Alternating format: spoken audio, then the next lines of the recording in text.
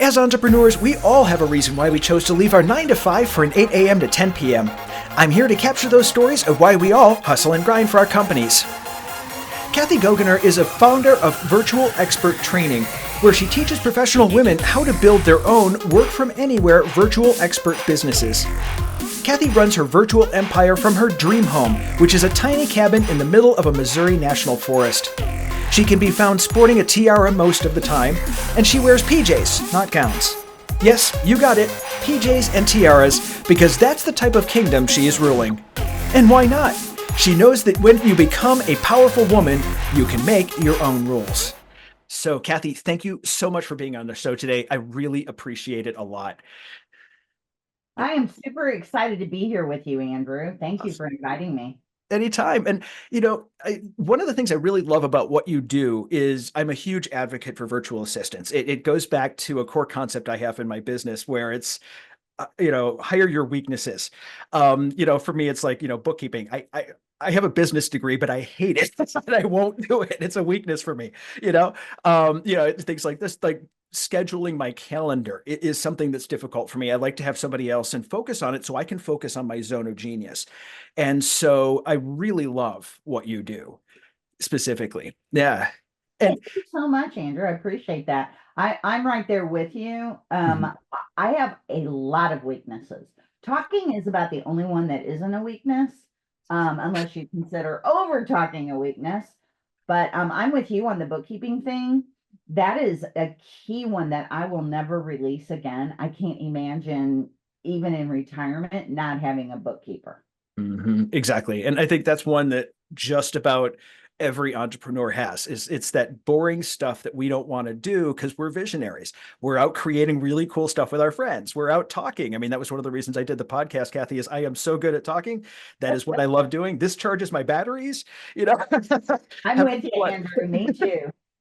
having to go out and coordinate, a schedule. Just I got a little twitchy just even thinking about having to do that. So it's nice to have something out there to really build that up. And so for you, you've got an interesting kind of niche in virtual assistants, though, where you don't have a team of virtual assistants, you assist virtual assistants.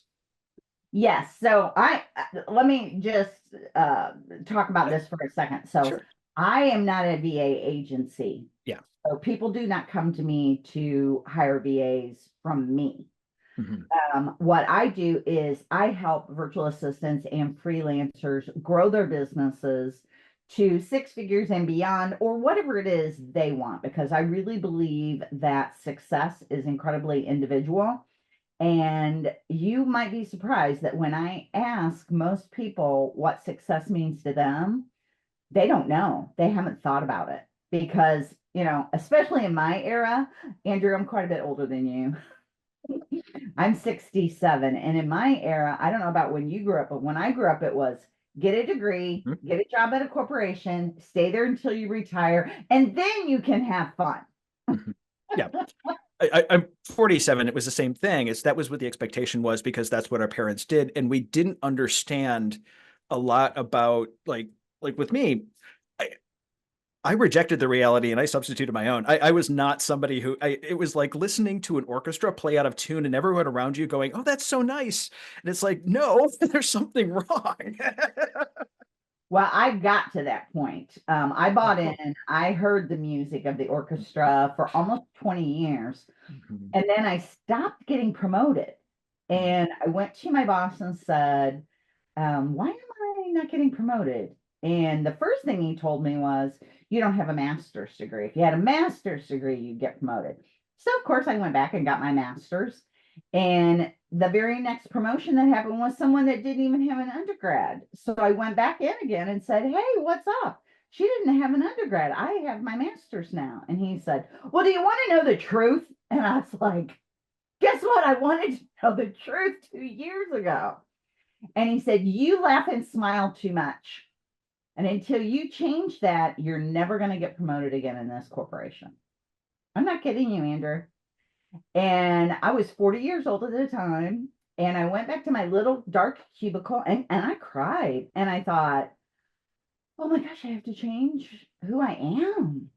And then And I'm gonna tell you at the end what book I read, but I read a really good book that changed the way I looked at things. And I realized I could start my own business. I could be my own boss.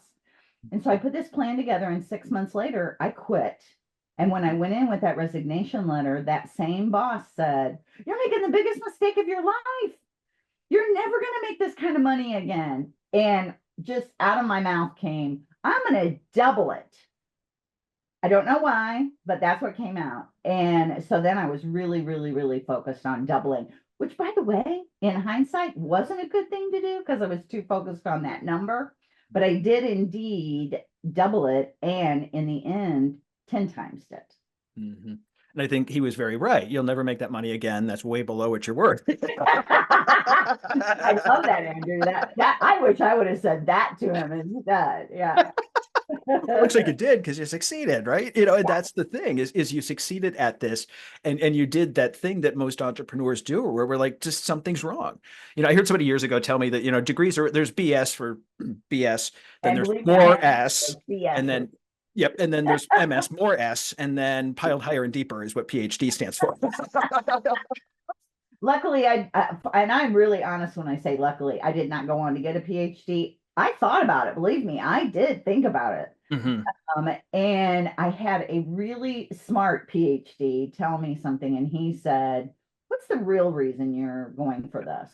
Is it to prove that you're worthy?" Mm-hmm. And I was like, "Oh, yeah, that external validation is what I'm looking for." And I decided I did not need that kind of external validation.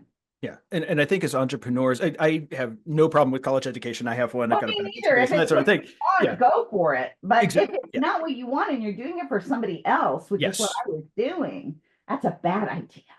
Well, I would say, I would even go farther than that and say, if it's part of your strategic plan. So if you need the information that's in that degree in order to move forward, that's one thing.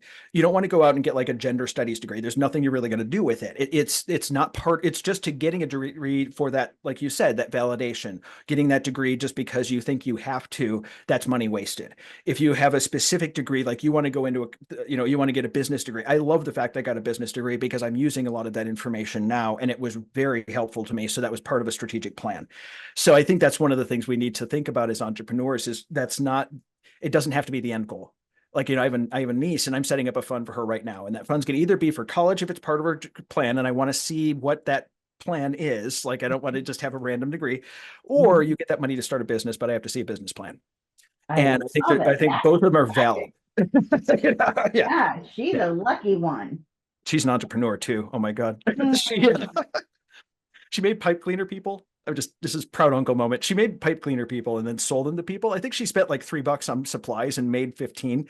So That's she's that's awesome. I love that so much. she's gonna be an entrepreneur. I know. I've got to go make sure avenues A and B are ready for her whenever she's Yeah, gets to good for that point, her. right? Yeah, that's exciting. So, how did, if you're not a VA agency, what Mhm. specifically do you do? Like, what does that what does that look like? Mhm. So, I kind of do two different things. Cool. I, again, help VAs and freelancers learn how to market and sell themselves. And Mhm. I don't use the M or the S word, the market or the sell, because the majority of virtual assistants and freelancers are self-proclaimed introverts, and putting themselves out there in any way terrifies them.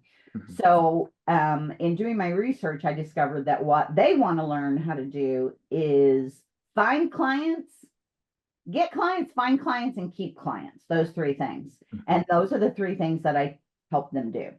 Find Mhm. clients, know who they're working with so that they can find them, get clients, know how to have the discovery call with them Mhm. so that they can demonstrate their expertise, and then keep clients long term, because that reoccurring monthly income is what's going to get you to six figures and above.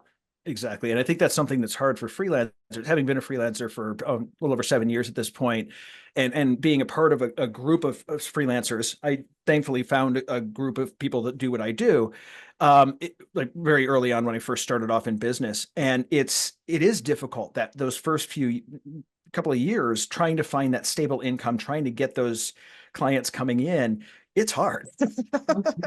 That's probably the biggest issue. Processes are one thing, and it's nice to have processes, but the biggest thing is that steady income. Yeah, Yeah. these people coming to me, they've got all the skills in the world. Yeah. They don't need any more skills, but that's what they'll go spend the money on a lot of times and spend their time on is if only I knew the hottest, latest skill, then the clients would come. But that does not happen. Clients don't automatically come. Then the other challenge that they've got is knowing how to price. Mhm. And they tend to look at everybody around and low price. And you Mhm. are never going to win on low pricing because somebody's always going to be able to price lower than you. So I Mhm. teach them to price based on value. Mhm. Exactly, because it's Walmart syndrome, and I see so many entrepreneurs doing this. It's a fear-based response. They That's think right. I'm not going to get clients, and I've done this, so no judgment. It's I'm not going to get clients, so I'm going to way undervalue myself to make sure that I get these clients. When in fact, most of the clients that I would get from that are not clients I really want to keep. It's not going to be a long-term value. Right. This is like Fiverr syndrome. And especially with virtual assistants, I think that if you're competing on price against people in the Philippines, Mhm. that $6 an hour is a good wage, Mhm. you're going to have difficulty. 100%. And that is who they compete against if they compete on low price. Yeah. But when they compete on value price, that's no longer the issue. Yeah. For me, for example, and Andrew, I'm right there with you. I have made every mistake under the sun. That's what I tell people. I've already made all the mistakes. I can teach you how not to. So when I first started out, I started at 15 an hour. No idea why I chose that number. It was a horrible number to choose. I got the nickel and dimers who would still ask me, could you do that easier, faster for a lower price? And Mhm. fortunately, I found a really good coach who said, you have to compete on your value. Are you the best at what you do? Yes. Mhm. So go out, do your research, see what your competition's charging, and then charge $10 an hour more, and then package price based on that. And I went up to $75 an hour, and my business took off. Instead of scrounging, begging clients, I had a waiting list of clients. Mhm.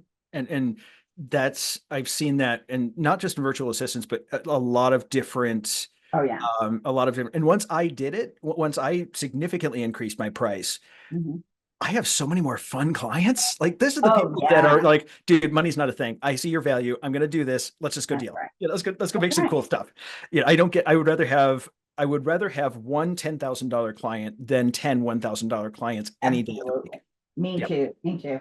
The other thing that a lot of the people who go after low price are looking for, especially in the VA freelancer world, when they look for that low price, they're really not looking at the fact that I call it the three Ps, a professional, proactive problem solving Mhm. virtual expert. That's what I call them, virtual expert. They are actually a profit center for you, not an expense. They Yeah. can help you increase your bottom line, not decrease it. Mhm. And I think, and I've done that too, where I have a couple of VAs that I've hired in the Philippines, and I tried to hire an ops person in the Philippines, and that's not a good mix. Their uh, Filipino VAs are very good. They're incredibly conscientious workers, and they're not very expensive, but they are very transactional. I will do this, this, and this, and this. They made, like my I've worked with my VA for a long time, and she's amazing. And like today, she's like, "Did you really mean to say that in an email?" Just sometimes she'll pick up on stuff, but it's Very like literal. They're very literal. yes, yes, exactly. And I think with US based VAs that I've worked with, it's been a lot more of a partnership. That's Whereas right. they're coming up with different, I can say, just please go figure it out. Yeah, Here's point A, here's point B, go figure it out. that problem solving proactive part typically isn't there Yeah. for the Philippines because they're taught in their Yes. culture to be yes people. Yeah. Yes, I will do this. Yes, I will make you happy. Yes, I can Yeah. achieve whatever it is you tell me exactly to achieve. Yeah. Whereas the people that I train, I'm like, be proactive. If you see something that can help a client earn more or save money, speak up. Let them know about it. Yeah. Yeah, exactly. And I think it depends on what your need is. And it depends on where you're at in business. And there's a lot of different it's like what we were talking about with college, where you can either go to college, but you have to have a specific need for it, or you do the business thing, but there has to be a specific something there. It's knowing what that end goal is and knowing what that need is. And often and it might be, like for me, I just need somebody to help me schedule, help me to, manage podcasts, make sure that their bio is in Asana, our workflow system, and, just make sure some of that The stuff is done. follow-up Check over kind my of stuff. emails. If you think an Yeah. email I need to talk, if you think there's an email I need to get a hold of, and I'm in meetings all day, you ping me on Slack and we do it that way. Very Mhm. useful. I mean, that's something that really helps me because it takes off those small little transactional tasks that I hate doing that just completely tie up my day and totally drain my batteries. Yeah. Yeah. Well, there's a place for every type of VA and freelancer, whether they're from the Philippines, from the US, Canada, anywhere, whether they're general or specialized. So Mhm. what I like is a hybrid.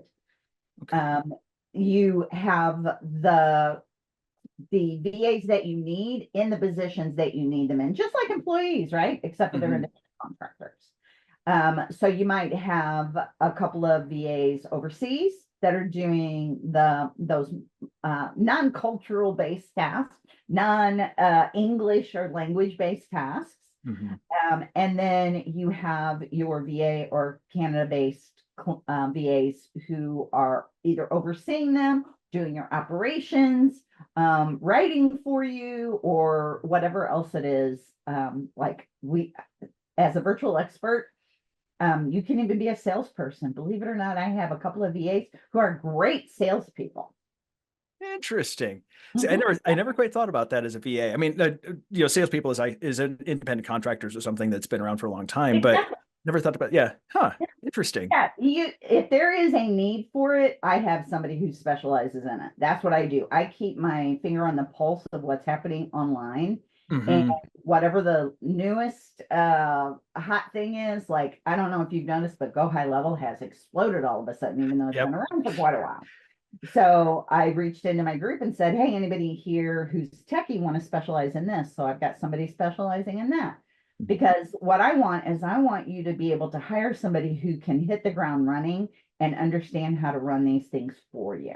Hmm. And I know with Go High Level, yeah, two of my clients have moved over to Go High Level from other CRMs, and they've been incredibly. I've been really, I get access to it, but I've really gotten a lot of Go High Level is a great one. Even though you're right, it has been around for a while. But I think we don't think about people, service professionals being virtual assistants, and I think that's something that we haven't made that connection before. Hmm. Yeah, So, absolutely. You're 100% right. And that's why I changed my language from virtual assistant to virtual expert, because the mindset of the majority of people is virtual assistant is an admin. okay. Yes, there are Yeah. virtual assistants who are admins. What I'm teaching are virtual experts. They're at that next level. Hmm. Exactly. Interesting. Because like I have a virtual copywriters, I've got virtual this, and it's Exactly. same thing. Yeah, they do a Yeah, specific niche. Interesting. yeah, yeah. So now let's talk about the virtual assistant businesses. So people that want to go out and form virtual assistant businesses. Mhm. Um, do you tend to find that it's like one person, or do you tend to find it's a group of people and one person's like the head of it and they go out and hire others? How do you generally tend to find these structured? So again, it's a nice mix.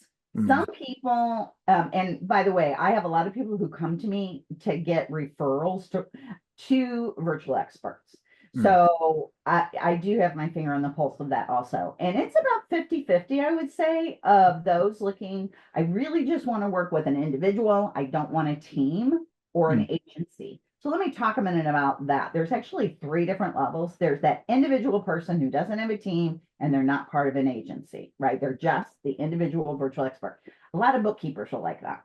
Okay. mhm, And then there's the team. So let's say I'm the head of the team. I'm the virtual expert that you talk with one on one, right? I'm that person, that contact person. And then I have a team supporting me. So if I'm on vacation, my team runs it. If I don't specialize in Go High Level, but I specialize in something else, my team can do all of that. But mhm, you only work with me, I work with my team. And mhm, then there's the agency model. And that's where I'm the person that runs the agency. I hire the virtual assistants. When you come in, I connect you with that virtual assistant, and then you work directly with that virtual assistant Mhm. that you Okay. pay. So those are the three different levels. Does So that I make usually sense? that totally makes sense. And usually for me, it's you're not talking to my VAs usually directly. Generally, you're dealing with me and they're my support staff. And so that So you've got a 100% makes team. sense. So I've got a graphic designer who helps with the design things. I've got copywriters who help design with copy. I have a Yeah. GA who helps with all those little transactional tasks I hate doing. And it allows me to be able to stay in that zone of genius that absolutely charges my batteries. And for me, I don't know if you found your clients to be having these similar experiences, but for me, I got to a point where my title was CEO, or as I call it, Chief Everything Officer. That's right. That's exactly right. And I burned myself out very, very badly because I was trying to do all these things that were way outside my zone of genius. And once I sat back and said, okay, what would I rather gouge my eyes out than do? Yeah. I started with the really extreme stuff and said, okay, you guys are getting outsourced to somebody else. you know? Yeah. So it sounds like what you've done is you've hired everybody yourself. What you Yes. could do instead is you could Sure. hire, like I've got one person on my team. Her name's Felicia, Mm-hmm. and she has a whole team of copywriters and bookkeepers and all of that. So you just hire her. She already has that team. So Okay. you tap into her team. And Interesting. I'll tell you, I've done it all these ways. I myself have been a VA and I've done them all these ways. Mm-hmm. There's really no right or wrong. It's really what works best for you. Mm-hmm. Whereas with me, I wanted to see, because it's such a massive part of my deliverables, I wanted to make sure that I was getting a true expert. That was my thought process, and it may be incorrect, but I No, wanted to no. get somebody that was absolutely an expert. And I knew that they hire, they're an agency, they hire multiple copywriters, but I wanted somebody who was an expert, and I wanted somebody I could work with and say, okay, here's my version of what I do, here's my technique, here's the framework that I use, because I've got a process and a framework for how I do things. Let me teach you how to do that. Now it's become not just a VA, it's really more of a partnership. Yeah. Is that Oh, something you do? absolutely. Yeah. And that's the virtual experts that I train. That's what they're always looking for is that partnership level. Hmm. And if you don't know how to do that, Andrew, you obviously do. But there are entrepreneurs out there, I'm sure you've known some of them, Hmm. who don't know how to do that. And they micromanage and they treat independent contractors like employees. Hmm. That's not a happy work environment usually. No, I I believe very, very strongly in something Steve Jobs said years ago. He said, "Don't hire experts, then tell them what to do." Yeah, exactly. Believe me, I mean, that's a big thing for me too. And in fact, if I hire somebody and they ask me how to do something that they're supposed to be an expert in, my first response is, "You're the expert. That's why I hired you. Don't ask me." Yeah. And I think, tell me if this is the right or wrong way. Um, so what I do is when I first engage somebody, it's like I don't micromanage, but I really watch what they do. I really have my hands deeply in it because I want to be able to stop any sort of issues that happen right away. So for the first few months, like with the 90 copy, days is yeah, what I, 90 days. Okay. I'm very hands-on and I lots of feedback, give them that. And then once it comes to a point where I'm comfortable that they know what they're doing and I know how we know how each other works, now it's like, okay, just go do, and every now and then I'll spot check. But generally, I know that they're going to give me good information and I always trust but verify, but just kind of, here we go. Yeah. Let me just, you guys go do, that's you're the expert. I exactly hired you to be an expert. That's exactly what I recommend. And Okay. in fact, I consider that first 90 days, if after that first 90 days you don't trust them yet, they're not able to do it yet. If they're really close, that's fine. But if there's still a lot of you needs to be in there, it's time to move on to somebody else. Exactly. Okay. And I Because think that's, after that 90 days, mhm, then you can be with them for a long time. So the majority of people are with somebody that they trust after those 90 days for mhm. 7 years or longer. Yeah. I think I've had my VA, my main VA has been the one who just kind of does general admin has been with me for almost 3 years at this point. But it was that same thing where it's like, okay, let's chat. Yeah, Yeah. yeah, And I love having that team. And it's I think for me easier to have that team because I don't have W-2 employees. I just don't have I can't support W-2 employees right now. So this is a good stopgap between that. But I wanted to touch on kind of how to interact with VAs because you're correct. A lot of people I've seen have tried to micromanage VAs or they think that they're stupid or they treat them as a transaction. And while some VAs are transactional, most are not. And if you treat somebody, an expert like they're transactional, or you treat a consultant like an order taker, they're going to become an order taker. You're going to help us out fulfilling Or they're going prophecy. to leave you Yeah. Yeah. because they're not going to be satisfied. You want them to love working with you so that they can become an integral, like you called it, partner. Mm-hmm. Because that's how they're going to help you grow your business. Without Exactly. them having that ability, they're not going to be happy and you're not going to be happy. So, Andrew, you've got it. I don't have to teach you anything. You totally understand this. That's more because I have a varied and rich experience, trove of experiences, which is really just my very polite way of saying I have screwed up more ways than anyone. Yeah, hey, there you go. The two of us, we've made every mistake there is to make, and we figured it out from there. A good friend of mine, Chris, says mistake is another word for learn. As long as you learn from it, it's not really a mistake. That's right. Failure is nothing more than feedback. Well, another really good friend of mine, Sean, says this too. Very, very, very successful in business. And he says the success formula is failure plus persistence equals success. I And I think that's true. And we learn more from failure. I say often that, there are some people that are an example of what to do. There are some people that are an example of what not to do, but both are really good examples. Yeah, yes, 100%. In Yeah. fact, that's what I tell people. I'm like, if you start listening to something and you're like, I've already heard that, don't turn your brain off. Because if you say, I already know that, your brain shuts down. Mhm. Instead, think about, okay, what can I learn from this that I haven't learned before, even if it's how not to do something. Exactly. Or even if it's just reinforcing that you're going in the right direction too. I've gotten a lot of value out of situations like that as well. Oh, absolutely. Absolutely. Mhm. Yeah. So we're getting towards the end of the podcast because it does not seem like it's. Oh my gosh. When you told me it was going to be 30 minutes, I'm like, oh, the two of us could talk for hours.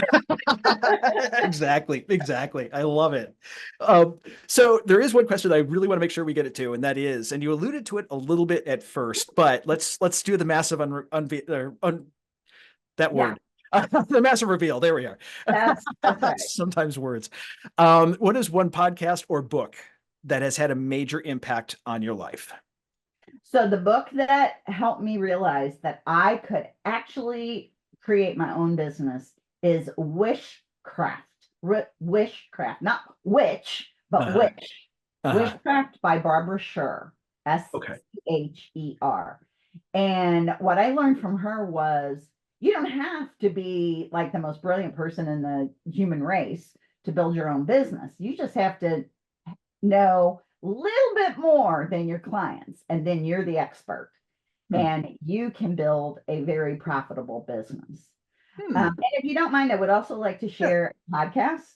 Yeah, sure. Absolutely. And this isn't one that is, well, maybe it does change my life. I don't know if you can tell, but I still love to laugh.